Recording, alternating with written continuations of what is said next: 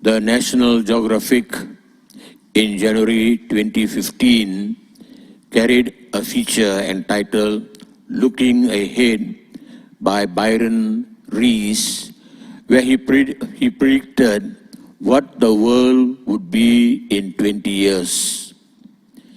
He said that technological improvements, both technical and digital, will solve all of human problems, and that the world will be freed from scourges that plagued us through history.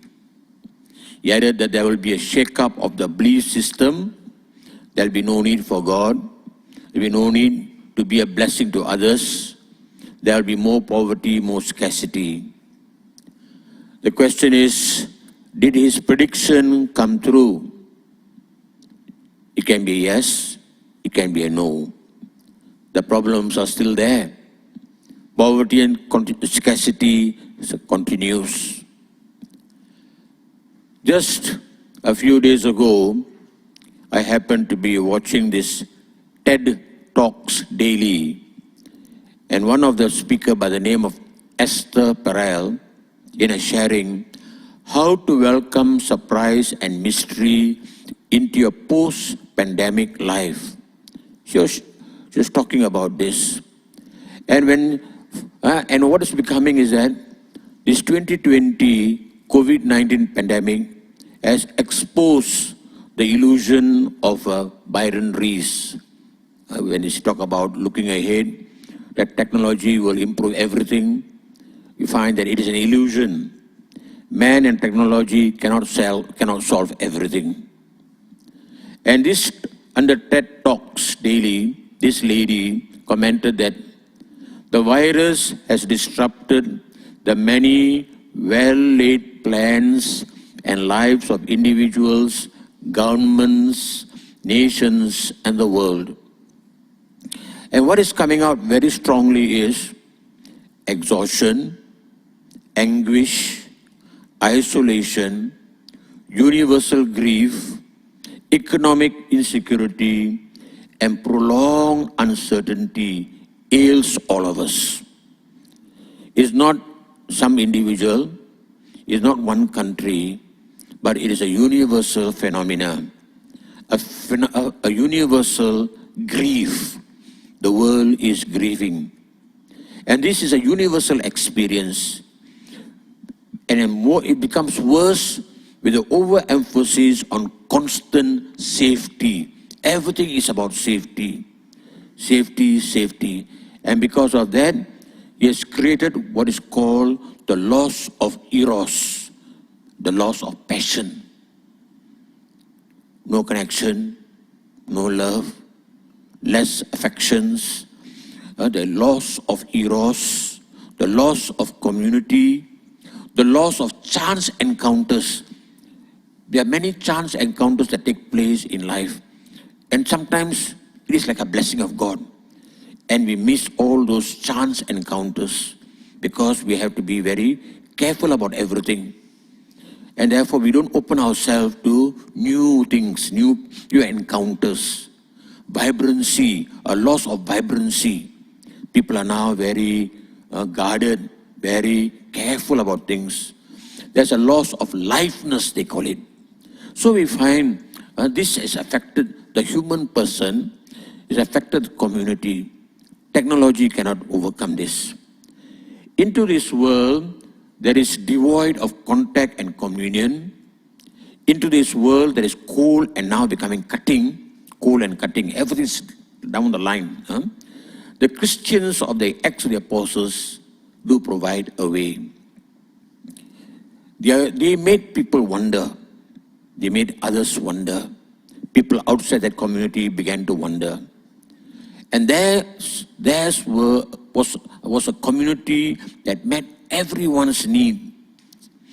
And with a commitment to improve each other's lives. And they held that sharing was a Christian responsibility. Foundation of the Christian community was sharing. Sharing was a Christian responsibility.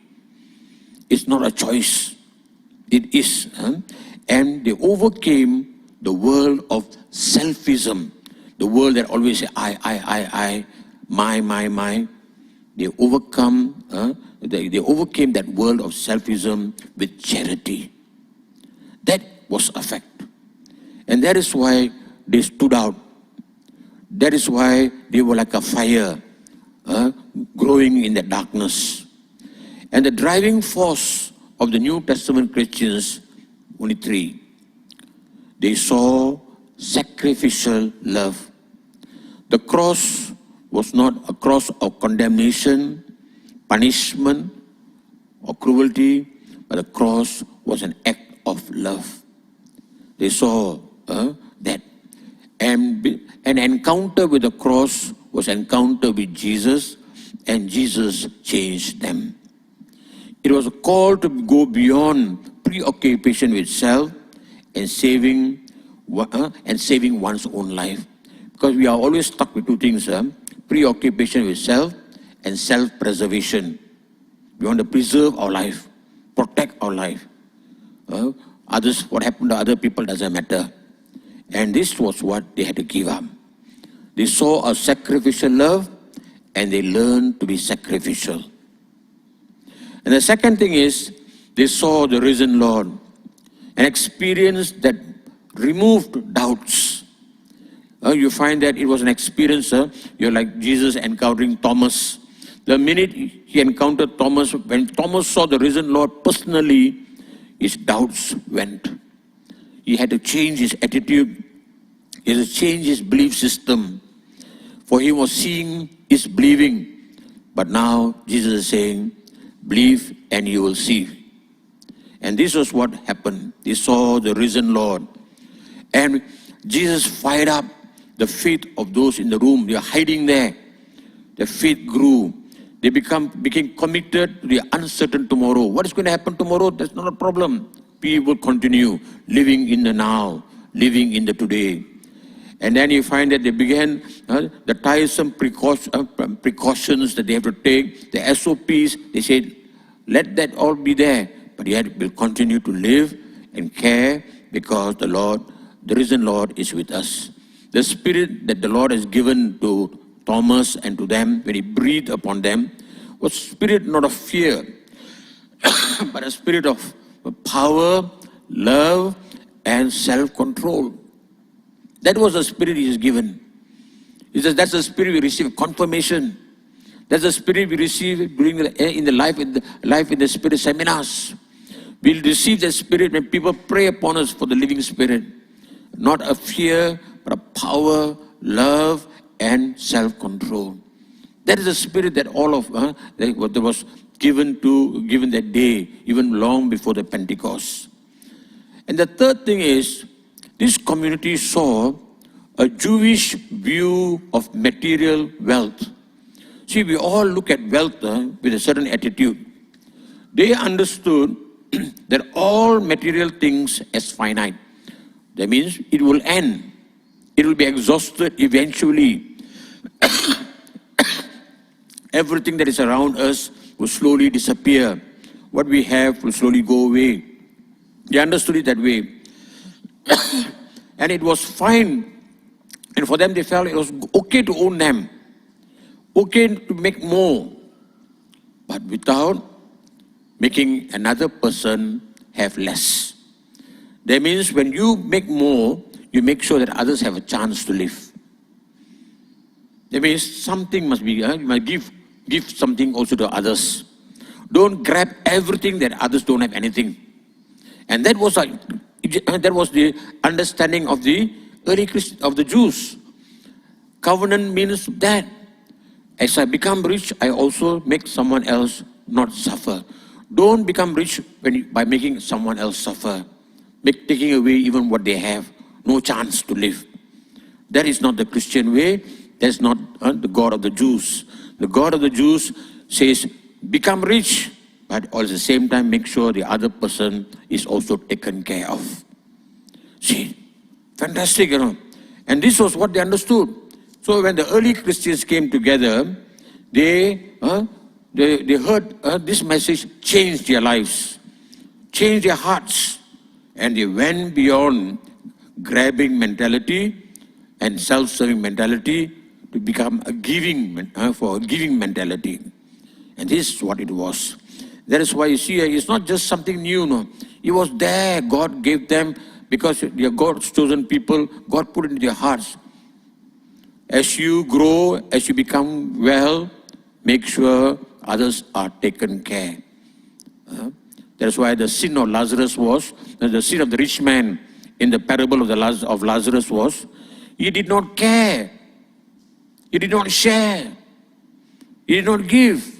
The man was at the door, cold-hearted, indifference. And that is why he had to go to hell. When you are well, when you are alive, you never cared. That is what it is, okay? So today, see, we hear, keep safe, be safe. This is the word we are hearing. And this is now like the good morning. We say bye-bye. Instead of saying bye-bye, God bless you, now we say, keep safe, be safe. Keep safe, be safe. We are keeping safe. That is the greeting, the new kind of greeting that we are experiencing today. And we have a choice to continue, no? So you find that we have a choice to continue being indifferent and heartless, or to be community. We have a choice. We can continue saying, I must be safe, I don't care about other people, or I still continue to be community. So this pandemic, though divisive, it reminds us that we need each other. It reminds us that we must continue and looking for the enlivening moments that gives us life, life-giving. We as human beings need that. Moments that give life. And only another person can give us that life. Things cannot give us. You see, look at your children. You give them one toy today, they play for a while, throw away. Tomorrow you give them another PlayStation number 5 maybe. Play.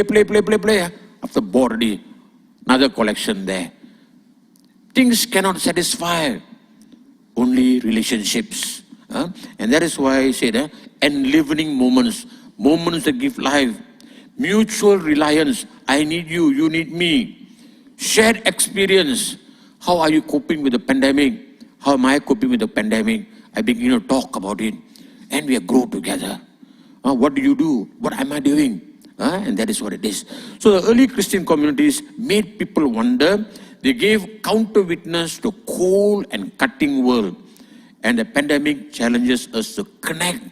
See, more than ever, it made us realize, no, we need to connect deeply, respond creatively, and prioritize mental health more than work. Work is no more work anymore. Work is not just to provide food on the table. Now it's becoming more evident in this time that the mental health is more important than anything else. Peace of mind. See, many people are suffering from depression. And God is telling, more important is find your center. Find your peace. Find your, some things that support you, your mental health. You and your identity is more important than your work. And this is what they're realizing. See, the minute you go back to looking for the work as work, no. This is what they said, you know. Working place is still there. People have gone back to work, but something is missing. Emotionally, there's a hollow, they say. Emotionally, there's a hollow in people. Because cannot connect. Cannot be free to mix, move. So therefore, you see how important. It's not about just putting food on the table. It's not about work. It's about your well-being, your health, mental health. So finally, our broken world actually still needs communities, still needs individuals with an identity, confident and free.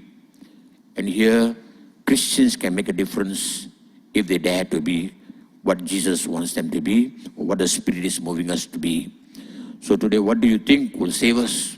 Sometimes we have to ask the question, what do you think will save us during this time? Technology or community? What will save us?